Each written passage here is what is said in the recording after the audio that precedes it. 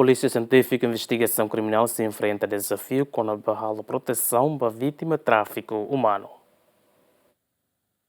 Polícia Científica e Investigação Criminal, a autoridade relevante Cira Quartane, celebra o Lorong Mundial Luta contra Tráfico Humano e a celebração ne PSIC no instituição relevante Cira, o lançamento Plano Ação Nacional onde prevene no contra tráfico humano. O diretor Polícia Científica e Investigação Criminal, Plano Ação ne importante tebes, também durante ne PSIC enfrenta problema com abato protege vítima tráfico humano, também vítima Cira becicliu arguido Cira, no ne impede demos processo de investigação. Vou tirar neve saímos trabalho de casa da psique, mas não. Então se enfrenta desafios bons, mas que é a proteção da vítima.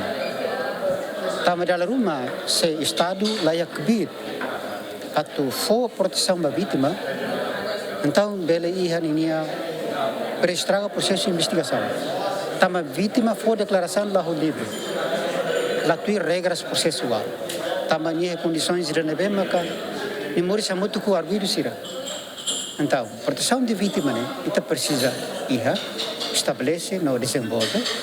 Espera que o Plano de Ação Nacional de Combate ao Tráfico Humano e também fortifica o pilar da proteção da vítima. Para além de investigação, para além de cooperação internacional, nemos Bahia, Ninia Narança, Ninia enquadramento legal. Neba o BAPSI que é valor importante, passo de importante BAPSI. Também tráfico humano, da letan a roiteira kata tráfico humano ne crime da neve maka organizado transnacional e tuir lei organização investigação criminal, da ne precisa competência de hal investigação.